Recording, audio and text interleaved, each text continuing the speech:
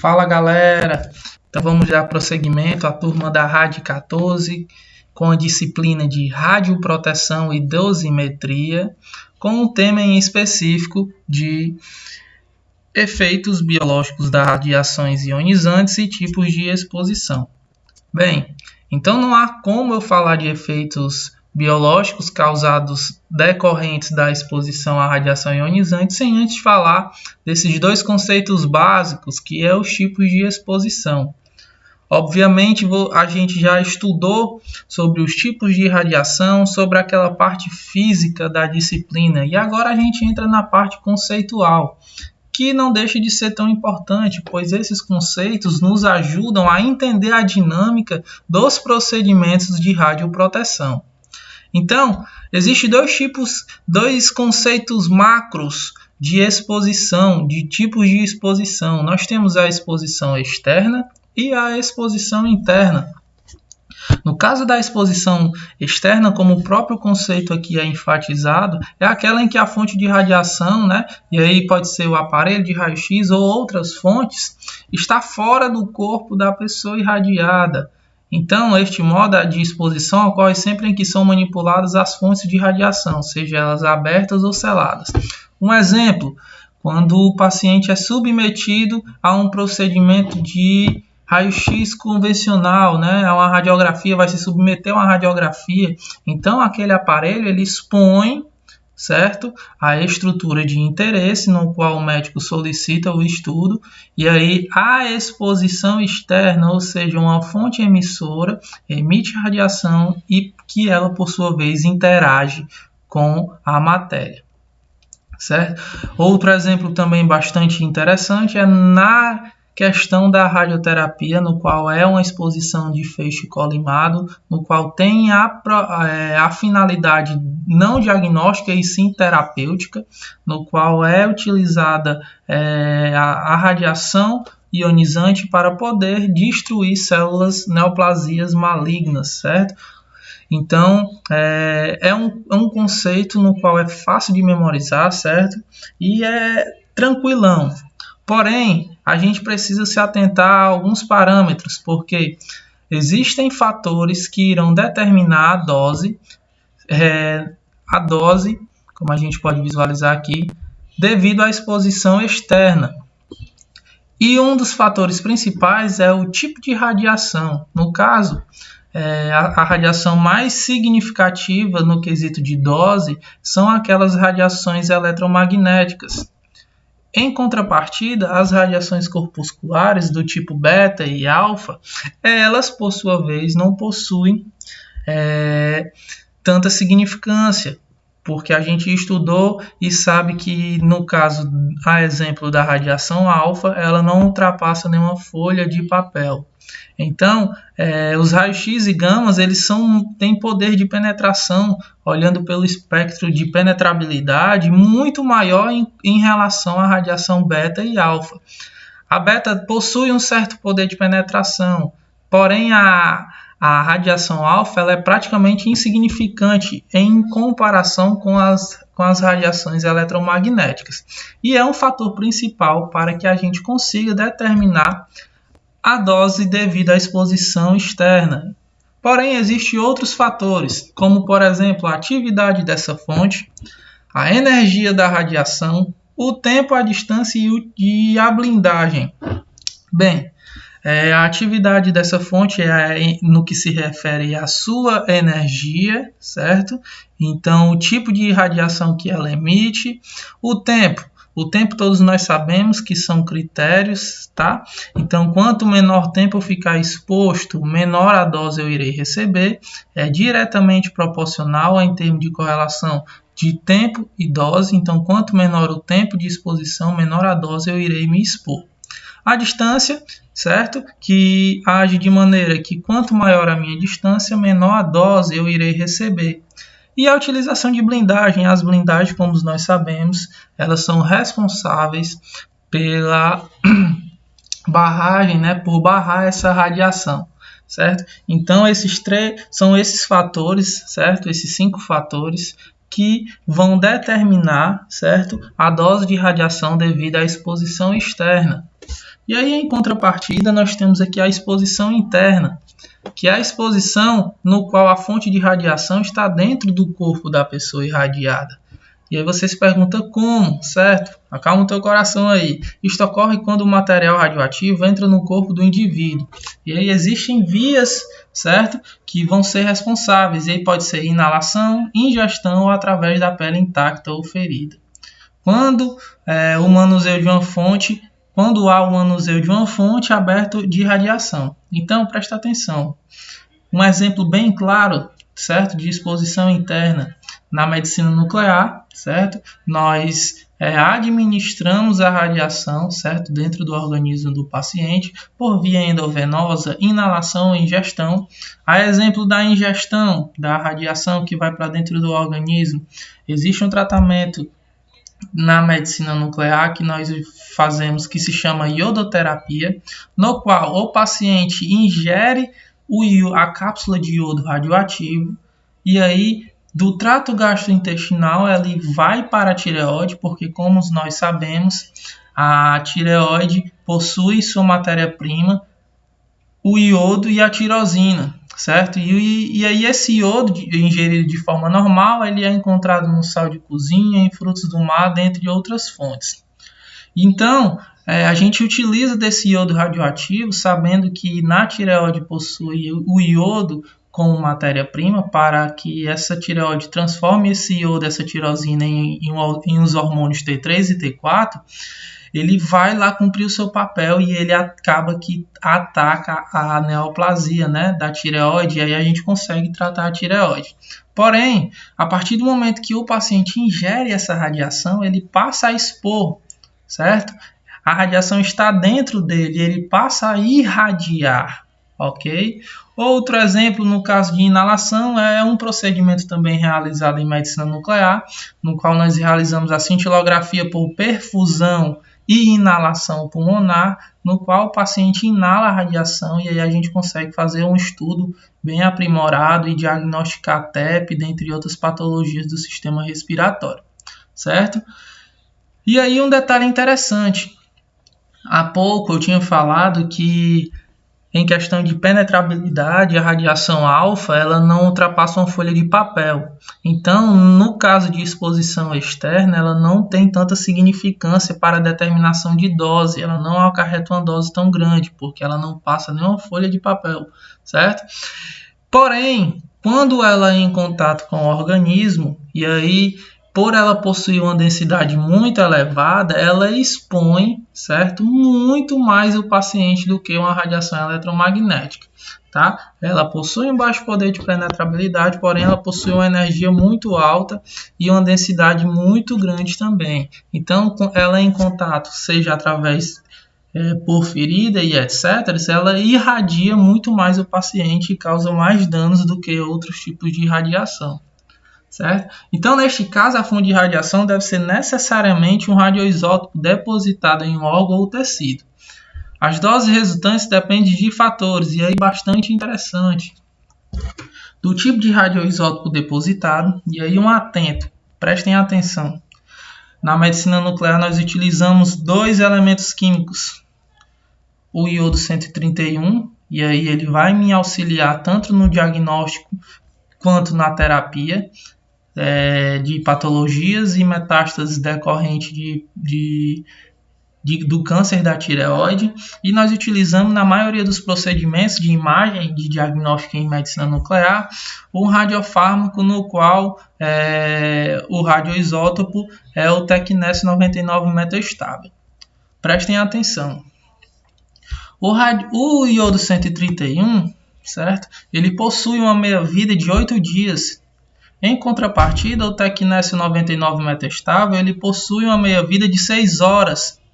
Então, vocês concordam comigo que eu administrando a mesma quantidade de dose no paciente, o iodo 131 ele vai expor mais. Por quê? Porque ele vai ter uma meia-vida, e aí vamos relembrar aqui o conceito de meia-vida. Meia-vida é o quê? É o tempo necessário para que uma amostra radioativa, que a sua energia caia pela metade. Então, Como o iodo 131 são 8 dias e o Tecnes 99 metastável são 6 horas, então após 8 dias é que a energia desse elemento cai pela metade. Em contrapartida, o Tecnes 99 metastável cai a cada 6 horas. Então é um fator preponderante no qual vai determinar as doses resultantes das exposições internas. Tá? A atividade do radioisótopo também é um fator preponderante no qual, enquanto que o tecnécio 99 metastável ele tem uma energia de 140 keV, o iodo 131 vai ter aí 700 e pouco, certo, kevs, e aí vai ser uma energia muito maior no qual o paciente vai ficar exposto. Outro fator também é vias de contaminação, porque nós sabemos que cada célula do organismo existem células diferentes e umas são mais sensíveis do que as outras. A forma físico-química desse elemento e a faixa etária do indivíduo. Porque nós sabemos que as vias de excreções dessas fontes é tanto pela urina quanto pelas fezes e influencia a motilidade das fezes, né? Pacientes que têm constipação, ou seja, a excreção desses elementos químicos, desses radiofármacos aí, demora mais do que em um paciente mais jovem, que tem irregularmente, vai regularmente ao banheiro, dentre outros fatores. Então a gente tem essas classificações, certo? E aí o que é que acontece? Nós temos as exposições dos seres humanos a radiações que vão ser classificadas enquanto que médicas, ocupacional e do público. E aí vocês vão lembrar que eu falei que o conceito de radioproteção se aplica a 3 principais atores, né? O paciente, que é o indivíduo no qual nós iremos realizar, nós enquanto profissionais das técnicas radiológicas, vamos realizar os procedimentos radiológicos. O indivíduo ocupacionalmente exposto, que vai ser o profissional que vai estar lá periodicamente operando o equipamento emissor de radiação ou então manipulando essa radiação. E o indivíduo público, que é aquele cara que não tem nada a ver com o que está acontecendo na sala de procedimentos. Ou então um morador que mora num raio de ação próximo a uma clínica, certo, de diagnóstico.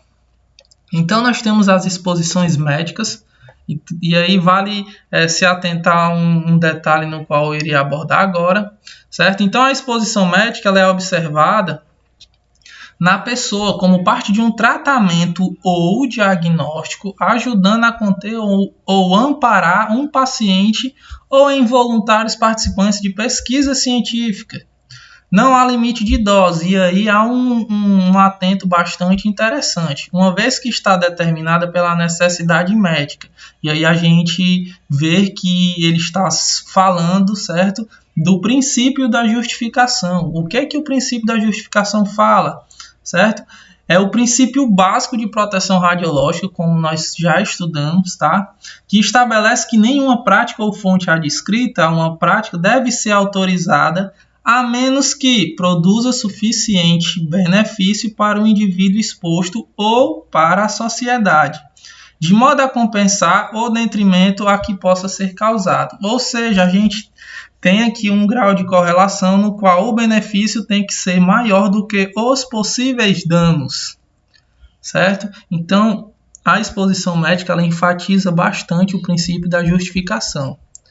E aí ele continua, no entanto, recomenda-se o uso de níveis de referência, que se aplica a outro princípio, que é o limite, que é a questão de limitação de dose, onde há limites específicos para dos quais a gente se baseia. Quando a gente for estudar os efeitos biológicos, a gente vai entender que nos efeitos determinísticos há um limiar de dose, e aí se você ultrapassar, acarreta uma consequência biológica para o indivíduo. Então nós temos a exposição ocupacional, que é a exposição que é observada no ambiente de trabalho, no qual o profissional das técnicas radiológicas está lá periodicamente realizando os procedimentos, ou seja, denomina-se a exposição pública aos demais tipos de exposição, enquanto a frequência, e intensidade, certo? Então, existem fatores que tratam dessa questão bastante interessante. Presta atenção, a exposição única trata-se da radiografia convencional, enquanto que a fracionada trata-se da radioterapia. Então vamos lá, eu tenho uma exposição única, no qual eu irei colimar uma região de interesse, no qual o médico queira estudar, negar ou afirmar uma patologia. Então ele faz um procedimento único. Em contrapartida, na exposição fracionada, nós temos aqui a radioterapia. E aí o que acontece? Ela tem a finalidade de destruir, certo? Neoplasias malignas. Então, o que acontece? Ela é secionada, ou seja, fracionada em seções. Por quê?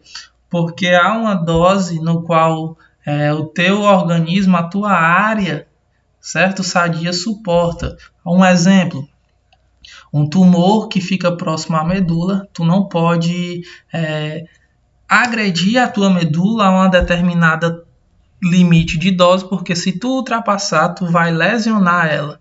Então, o que acontece? Tu vai fracionar em 10 ou mais seções para que tu consiga destruir todas as células malignas, porém tu não lesione de forma definitiva e de forma grave a tua medula. Então, é uma exposição fracionada. Menor a dose, maior quantidade de seções. Nós temos também a exposição periódica, que aí ela já é originada da rotina de trabalho com materiais radioativos. Certo? Então, na medicina nuclear existe a exposição periódica, no qual a gente manipula a radiação e faz os procedimentos de administração nos pacientes. Temos as exposições de corpo inteiro, certo? E aí se aplica aos irradiadores de alimento e acidentes nucleares. Há exemplos, os indivíduos que foram expostos num acidente de Chernobyl foram expostos de corpo inteiro, certo?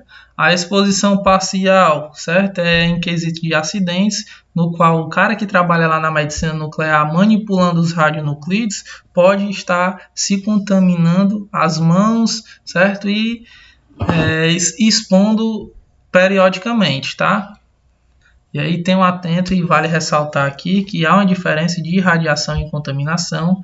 Lembrando que na medicina nuclear você tem o risco dos dois, onde que a contaminação é o ato, certo? Que a amostra radioativa entra em contato com a pele de quem está manipulando, enquanto que a irradiação é o ato a radiação interagir com a matéria. Então, na medicina nuclear, nós temos esses dois riscos aí. A exposição colimada, como eu havia falado, certo? Na radioterapia, o feixe é colimado na região do tumor, certo? O feixe intenso, o feixe médio e o feixe fraco. Como eu havia falado aqui, certo? Existem 3 fatores que se referem quanto à frequência e à intensidade. Então, no feixe intenso, ele é utilizado, certo, para esterilização e conservação de alimentos, certo? No caso de esterilização de equipamentos cirúrgicos, onde vai estar destruindo aí os micro-organismos. O feixe médio, e aí já é utilizado em radiodiagnóstico, e o feixe natural, que é a radioatividade natural, certo? E aí a gente entra no quesito dos efeitos biológicos da radiação ionizante. Eu preparei um esqueminha bastante interessante aqui, certo? E aí nós entramos nesse quesito aí. Nos efeitos estocásticos, e aí eu quero preparar aqui para que vocês se atentem a certas palavras-chave que eu irei abordar, e essas palavras-chave vão ser o estralo na hora de resolver as questões. E acreditem, essas questões dos efeitos biológicos tendem a cair muito em concursos públicos. Tá? Então, os efeitos estocásticos independem da dose para acontecer. E aí prestem atenção à primeira palavra-chave. É uma probabilidade. Então a gente vai ouvir falar que não vai existir um limiar de dose. Em contrapartida, nós temos os efeitos determinísticos. E aí olha o que ele fala: existe um limiar de dose determinada de uma dose causando um determinado efeito. Então a gente já viu uma relação direta, não de probabilidade, mas de efeito, de dose e efeito. E aí nós temos os efeitos somáticos, que são aqueles que não são transmitidos às linhagens seguintes, e eles vão se dividir em imediatos e tardios. Os genéticos, onde eles são transmitidos aos descendentes dos indivíduos irradiados por alterações introduzidas nas moléculas. Que moléculas, professor? O DNA. E os teratogênicos, e aí um atento aqui, certo? A gente vai hoje diferenciar, certo? Porque muita gente confunde os efeitos genéticos com os teratogênicos, ok? Então, os teratogênicos é a exposição dos embriões ou feto à radiação ionizante, que irá causar consequências como má formação. Então, eu preparei aqui um esquema, certo? Para vocês. E são essas as classificações e elas têm finalidades diferentes. Quando eu falo da classificação do conceito macro, eu estou me referindo a estocásticos e determinísticos. Quando eu quero me referir ao nível do dano, eu estou falando dos somáticos, genéticos e teratogênicos. E aí eu até falei aqui, eu sublinhei aqui o sargento, né? A sigla de sargento é o S, o G e o T, que fica mais fácil memorizar. E em relação, certo, ao tempo de exposição, nós vamos ter imediatos e tardios. Então, são essas classificações, e esses conceitos nos ajudam a entender e a desmistificar, classificar e organizar e entender as principais características dessas manifestações, desses efeitos decorrentes da exposição à radiação.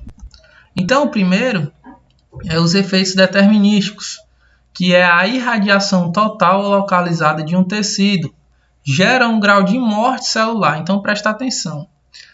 Nos efeitos determinísticos, eu já tenho uma condição aqui de morte celular, não compensada pela reposição ou reparo, com prejuízos detectados no funcionamento do tecido ou órgão. E aí presta atenção, ó. Uma determinada dose causa um determinado efeito, então a relação direta. Então aqui nos efeitos determinísticos eu quero que vocês fixem que há um limiar de dose, certo? Então possui um limiar de dose. Então se eu exceder determinada dose, determinada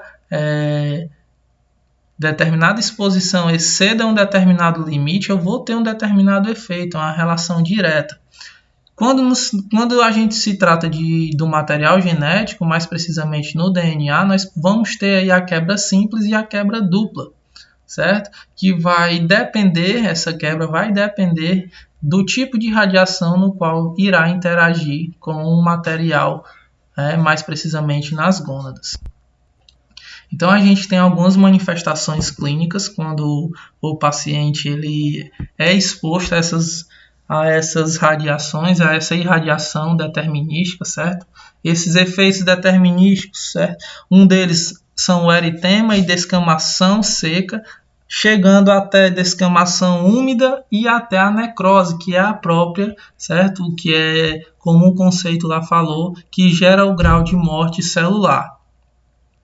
Então, alguns exemplos desse a gente vê muito na radioterapia, certo? E os eritemas e as descamações secas estão para as doses entre 3 a 5 grays. Então, quando a gente fala de grays, certo? A gente trabalha no radiodiagnóstico com miligrays, ou seja, essa dose dividida por 1000. Então, é uma dose muito alta. Então, a gente tem sintomas aparecendo após 3 semanas, tá? Um determinado tempo. Tá? E aí um tempo como se fosse um sintoma imediato. Essa descamação úmida ela vai se apresentar acima de 20 miligrays, com bolhas após 4 semanas. E a geração de um grau de morte celular se aplica a doses acima de 50 grays. E aí vai ter a aplicação e os sintomas e sinais aparecem após 3 semanas. Tá? Então acontece muito isso na radioterapia. Porém, existem os efeitos biológicos esperados, porque há um limiar de dose desses efeitos determinísticos, e os efeitos que não são esperados, o médico trata e faz um tratamento ou reduz a dose, tá? Porém, na radioterapia há um acompanhamento multidisciplinar para acompanhar esses efeitos biológicos, e aí eles já possuem condutas clínicas para amenizar os sinais e sintomas. Correto? Então, em contrapartida, nos efeitos estocásticos, e aí eu estou falando das classificações, só lembrando a vocês, a história muda. Aqui a gente já se trata de probabilidade de ocorrência. Então, presta atenção em probabilidade de ocorrência. Fixa isso aí. Efeitos estocásticos, probabilidade de ocorrência. É proporcional à dose de radiação recebida, sem a existência de um limiar. Outra palavra-chave que eu quero que você fixe, sem a existência de limiar de dose. O que isso quer dizer? Não é possível estabelecer um limite de dose. Ou seja, em doses pequenas ou em mais altas, podem causar algum tipo de dano. Então, enquanto que nos efeitos determinísticos eu tinha uma relação direta de dose e efeito, eu tenho uma relação aqui de dose e probabilidade. Tá? Então, os efeitos estocásticos eles não possuem um limiar de dose. Isso dificulta as tabelas de limiar de dose. Isso dificulta a gente entender como é a dinâmica dos efeitos biológicos. Tá? Então, os efeitos estocásticos, quando a gente se tratar disso, a gente vai sempre lembrar de probabilidade de ocorrência e que não vai existir um limiar de dose. Ok? Então, a gente sabe que existem classificações quanto ao nível de dano, certo? E aí nós temos os efeitos somáticos, que surgem do dano nas células do corpo. E o efeito aparece na própria pessoa irradiada. Depende de alguns fatores, como a dose absorvida, a taxa de absorção de energia, certo? E da região acometida. Como é o caso dos cristalinos. Quando tu expõe os cristalinos a um determinado limiar de dose, quando tu excede esse limiar de dose, existe a patologia que irá se manifestar, como é o caso da catarata, certo? Então, existe uma limitação de dose no qual ocasiona, quando se excede, ocasiona um efeito, certo? E aí os efeitos somáticos, eles vão surgir quando há um dano na célula do corpo, certo? E ele vai aparecer na própria pessoa irradiada. Presta atenção. Danos em células do corpo irão aparecer na própria pessoa irradiada. Nós temos os efeitos genéticos ou hereditários, certo? E aí já a história muda.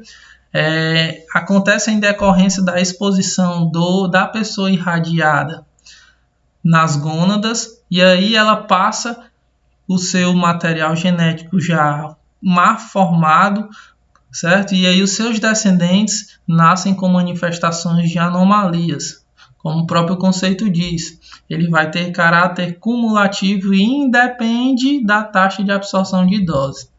Então, os efeitos genéticos ou os hereditários tratam dos efeitos que se manifestam em quem? Nos descendentes da pessoa irradiada, diferentemente dos efeitos somáticos que acontecem na própria pessoa irradiada. Então, a gente tem dois exemplos clássicos aqui, certo? Onde uma pessoa foi irradiada na região das gônadas, recebeu e o seu material genético, a sua molécula de DNA, houve uma quebra, no qual, quando ele se reproduziu, essa malformação foi carregada e esse paciente nasceu com uma condição anômala, né? Saiu uma condição anormal, como a gente pode visualizar aí desses dois exemplos. Então, para resumir, os efeitos genéticos ou os hereditários trata-se dos efeitos que se manifestam nos descendentes da pessoa irradiada, certo? É o resultado do dano produzido pela radiação em órgãos reprodutores, como, por exemplo, as gônadas. E aí eu quero que vocês prestem atenção.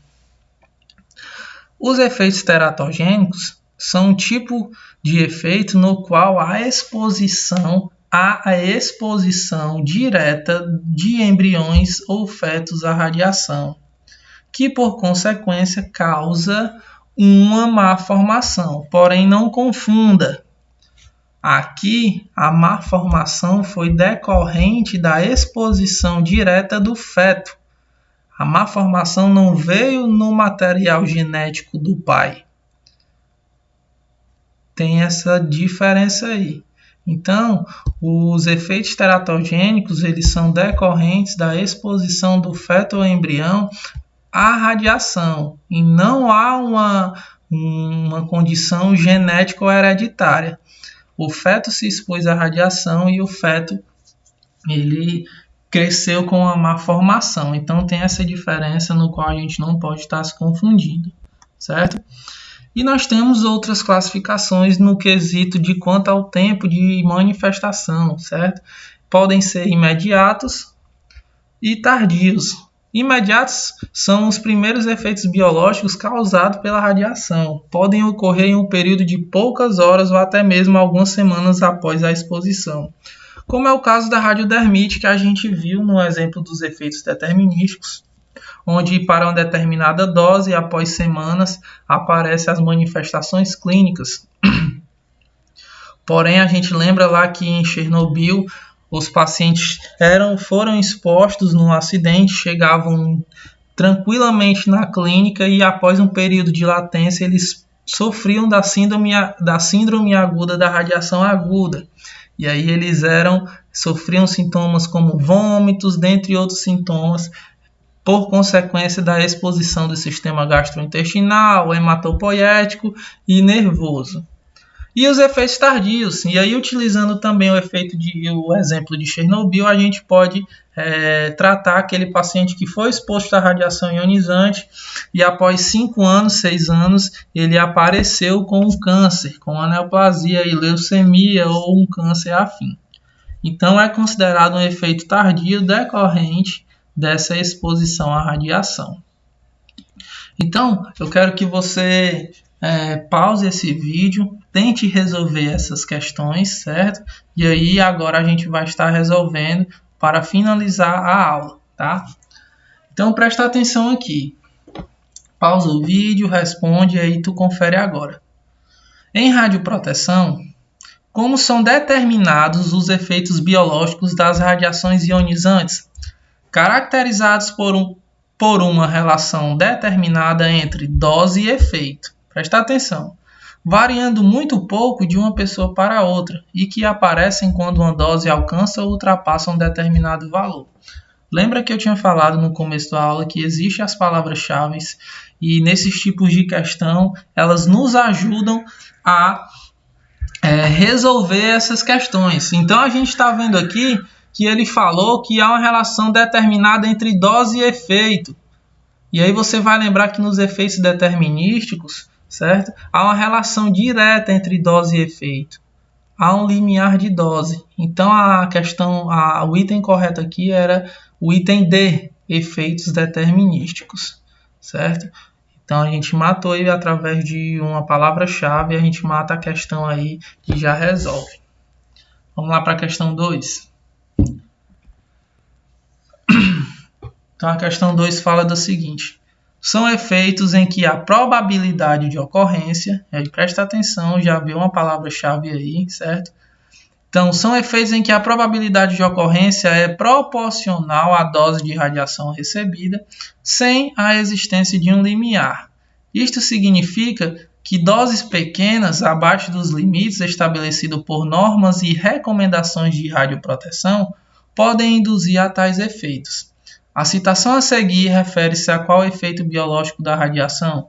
Beleza. Analisando o enunciado, a gente já tira duas pistas, duas palavras-chave que já nos dão a luz sobre o conceito. São efeitos em que a probabilidade de ocorrência, então a gente já lembra, certo? De qual conceito aparece a relação direta entre dose e probabilidade.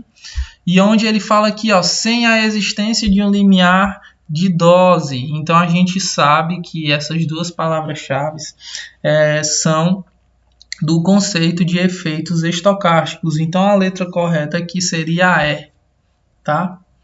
Item E, efeitos estocásticos. Então nós temos a questão 3 aqui, certo? E aí, facinho, quando a gente estuda aquele espectro lá que eu resumi para vocês sobre os efeitos das radiações ionizantes, fica fácil, né? E ele fala que são efeitos biológicos das radiações ionizantes, somáticos e genéticos, né? Então, o item D é a resposta correta.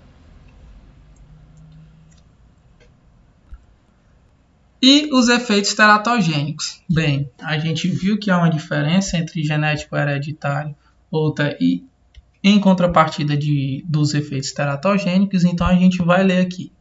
Não são transmitidas as linhagens seguintes, podem ocorrer a partir da exposição de embriões ou fetos à radiação, determinando alteração na formação do organismo. Então, o item B aqui ele fala do conceito, né, onde não há uma má formação no material genético decorrente da exposição das gônadas, e sim a exposição direta de embriões ou fetos à radiação.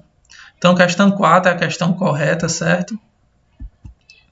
E a questão 5, que fala sobre os efeitos genéticos, e aí a gente já sabe que o item D é a resposta correta, onde eles são transmitidos aos descendentes dos indivíduos irradiados por alterações introduzidas nas moléculas de DNA, que é o material genético do paciente. Então, a gente, quando deixa o método aplicado, faz um mapa mental para esses tipos de conceitos, fica muito mais fácil a gente entender, certo? Então, vocês têm que fazer um mapa mental, revisar, procurem questões em fontes confiáveis aí para vocês ficarem exercitando esses conceitos, porque são conceitos batidos em concursos públicos, tá? E aí na próxima aula a gente vai estar trabalhando a questão das instituições responsáveis por a limitação de dose. A gente vai estudar um pouco dos princípios e vai ver que há diferença, tá? E vai estar aí trabalhando nessa mecânica. Então, um abraço, até a próxima aula. Fiquem com Deus.